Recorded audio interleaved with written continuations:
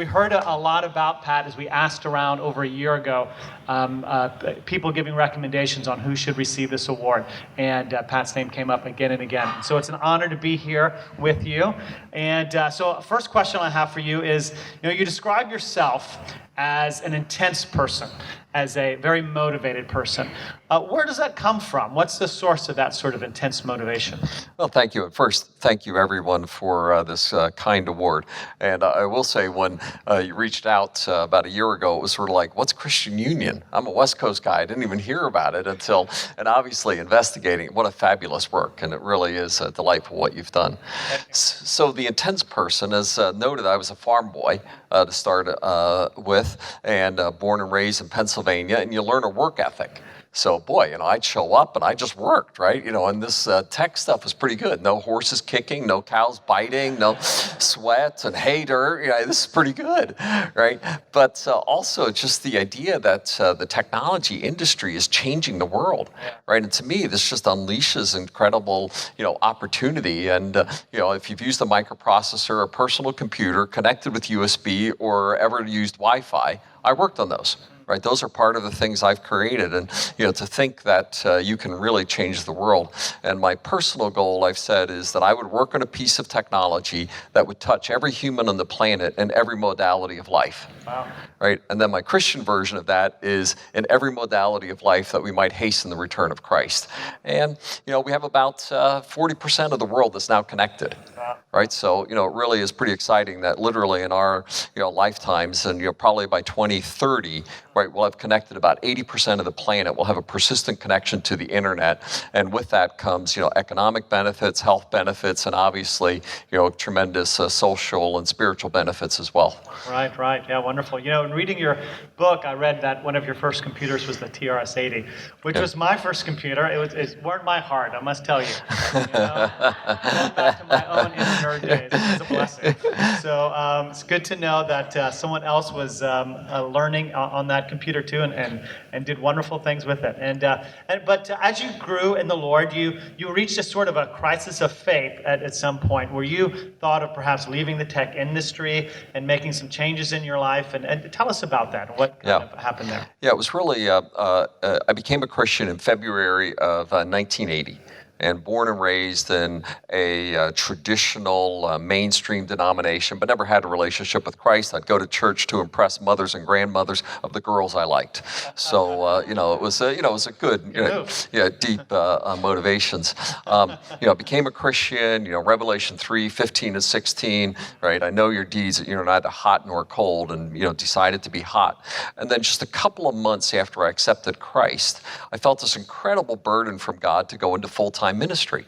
It's like, I don't want to be like Matt Bennett. I don't want to, no, right? And I was loving technology, doing extremely well with it, wrestled with God for several months as his baby Christian. And finally, like Gideon, I laid a fleece before God and said, okay, God, if this happens, I will go into full-time ministry. And as soon as I gave up, right, God came back and said, the workplace is your ministry. And for all of us as Christians today, my challenge to you would be, are you a full-time minister?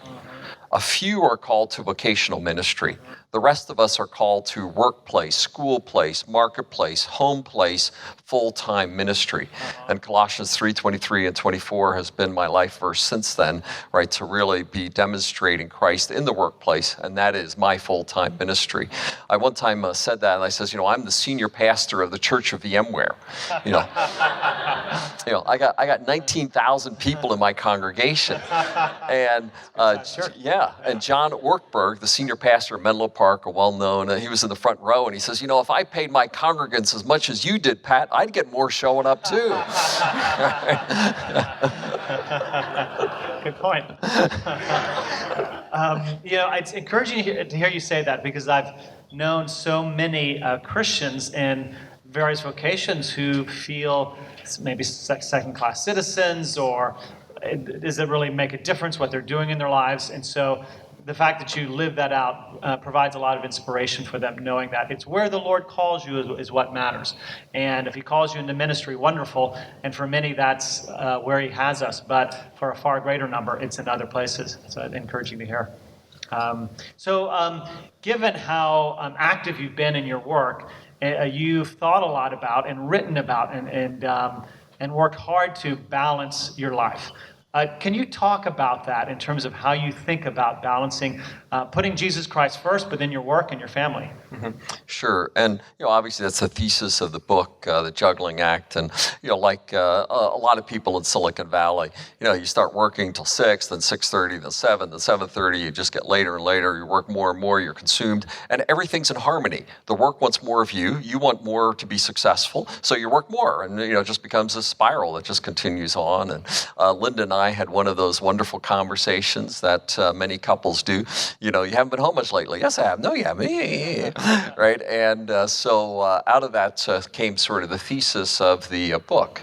And I wrote it. I gave this talk internally a number of times at Intel. It became popular, so I did it externally, then wrote the book to embody it, one of my mentors at the time. And some of the things in the book, things like a mission statement. What do you want to do with your life? Be very thoughtful. Write it down. Get your spouse, other significant influences to read it and say, is that really what you want to do with your life? And then the things that are consistent with your mission statement, do those. And the things that aren't, don't do those, and say no to those. And sometimes, right, the most powerful word of the English language is no. Right? Because if it isn't part of what your ministry or your passions are, right, then don't take that chair away from somebody else who it is, right? And be able to be very definitive about what your goals are. Others would be things like having a mentor, right? A mentor's in your life. And one of my professional mentors, Andy Grove, the famous founder of Intel, and mentoring with Andy Grove was like going to a dentist without Novocaine, right? He was tough, man. Just brutal. So mentoring, and also keeping score as well. One of the things I talk about in the book is, I'm an engineer, set goals, right? You got to do things. So the at-home chart, right, where we kept score, right? We had, if I was home by 5, that was 2 points. Home by 6:15, that was 1 point. After 6:15, 0 points. That's the numerator. The number of work days is the denominator. My secretary would produce a spreadsheet and send it to us every month. How you doing? Well, now we can look at the data. We weren't arguing about how she felt. It was, now we had the data. Well, I don't feel like you've been home. Oh, that's totally different, right? Here's the data. I have been home, right? I can help out a lot of people. Yeah, But dating my wife, dating my kids, a lot of things like that in the book to keep things in charge, and always to start every day with God on the throne each day, and to have those influences that you're in His Word, that you're in relationship with Him, and spending time both in prayer, fellowship, and keeping that accountability in your life. Well, I read your mission statement in your book and the goals, and it's very challenging, very inspiring. And I heard from someone this evening that some of the factories in China, they put it up on the wall. Have you heard this?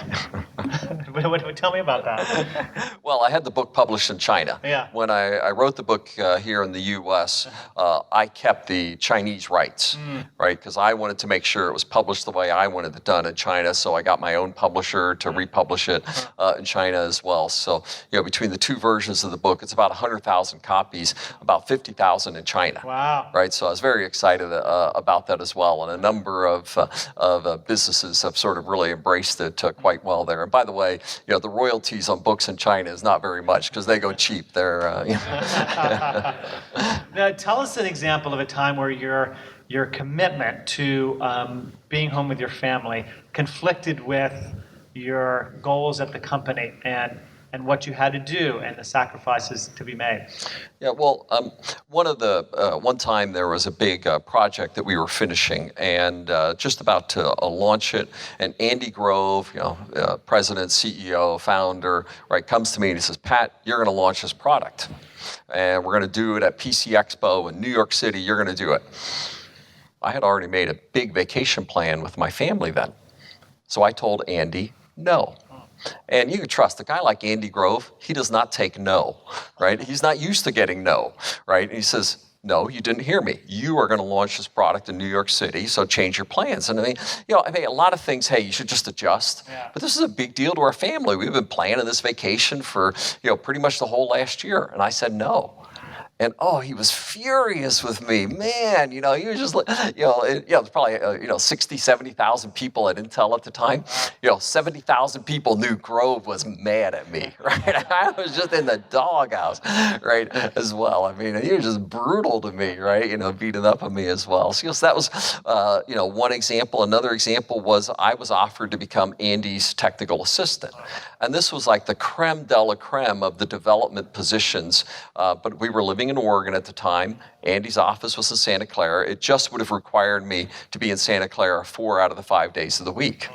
I turned down the cream development job at Intel at the time, right, for it, because I couldn't be home with my family at night. And, just those trade-offs. But if you're true to your priorities, right, true to who you are, right, and God will honor you ultimately in those decisions. Amen. I'm so encouraging to hear. It really, really is.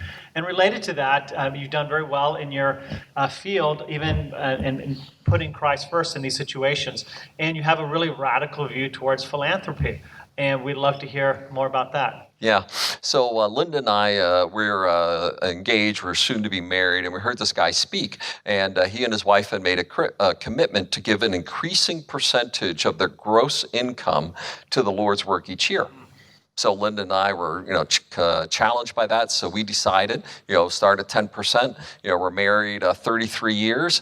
So this year, 33 plus 10, we're closing in on almost 50% of our gross income each year that we give to philanthropy now. And this has just been such a great blessing. And it's not just about giving money, and that's an important part of it, but it's also being deeply invested into those ministries, right? It's like we have the ministry in Kenya that we're involved in. Linda and I have been there. She's been there 4 times. I've been there 3 times. We have 12,000 kids now in the schools that we helped start in the slums of Nairobi. We helped start a church planting organization. This year we'll do 70 new churches in North and South America. Many of those in partnership with Compassion. So that represents about 5,000 new kids that are getting sponsored through Compassion as well. And just deeply committed. We know the leaders. We know, we're deeply invested. We visit them. Linda and I are going to South America to visit some of those churches in May of next year. Just being fully immersed, in those ministries as well. And in the place like Silicon Valley, sorry, I have one more comment. Is that okay, Matt? Yeah. Okay. Okay, sorry. I get excited about this. And, Silicon Valley is this incredible place on earth. Right, it now has the highest per capita income on the planet. It has one of the lowest philanthropic rates in the United States. Isn't that amazing? So I go to all of my rich friends and I just embarrass them like crazy with this, right? Because, it's like, hey, right, you have been blessed more than anybody else on the planet. Why are you such rich misers, right? And really challenging them to really step forward in their philanthropy, whether they're of faith or not.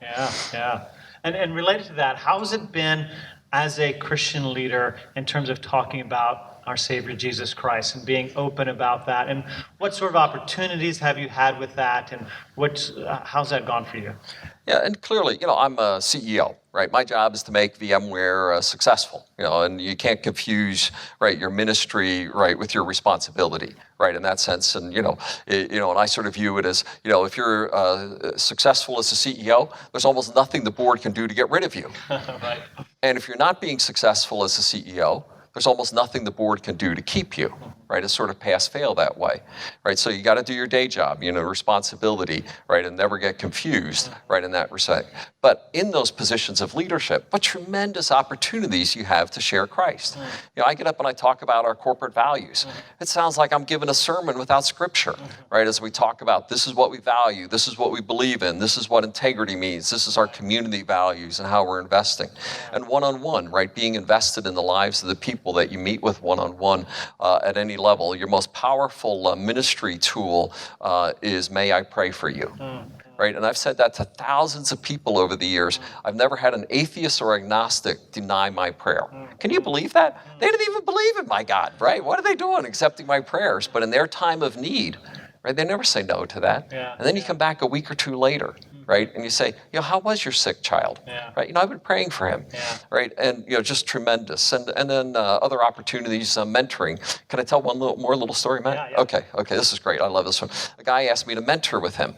And I says, well, if we're going to mentor, my rule of mentoring is everything is on the table, including your personal life. Right, as well, right? Hey, I'll mentor you in the professional domain, but every aspect is going to be on the table if we're mentoring. So Matthew at the time, he says, okay. So he says he opened the door of his life a crack and I broke the hinges off. Well, I baptized Matthew. Wow. Rebaptized his wife, baptized their first daughter, their second daughter, their third daughter. This week, he's now at Microsoft. This week, I stopped to have dinner with he and his wife, and I had the pleasure of baptizing their last two children just on Monday of last week. So, now have baptized the whole family as well through a mentoring relationship. So I got them all. We're good. We should have a baptism service after this. Amen. Amen. Great close. Well, last question before they pull me off the stage is, what would you say to students or young professionals, people who've just graduated from college, who are Christians and they've got a lot going on in their minds? You heard Barrett up here in terms of wanting to succeed, but wanting to be faithful to Christ above all else. What advice would you give them? Yeah, if there's one person that you could study in the Bible, in the marketplace, in the workplace, it's Daniel. Right, and just go to the book of Daniel, read about his life, right, and remember the day of the lion's den, right? What was he doing, right? They could find no fault in him, right, and live a life like Daniel, right? He rose up to be the second most powerful person under 3 pagan kings, right, of the time, and that's the life as a young person as you're entering the workplace. God will honor you if you choose to honor Him, and if you choose not to honor Him, He cannot honor you. Right, in that. And that's the demand that He is putting on each of us and the opportunity He's giving each of us to be a clear and visible witness for Him in whatever position that you are in. There are people, as young people entering the workplace, entering different fields and profession, you have a ministry that is absolutely unique to anybody else on the planet. There are people that you influence, there are people in your circle that you are the perfect person, right, to influence them for the Lord Jesus Christ, and take that opportunity every chance you get. Well, I got to wrap it up, and I'll say a prayer, but thank you so much for being here. Thank you for being the example to so many of us and the inspiration and encouragement it means for all of us. Let's give him a round of applause, and I'll pray.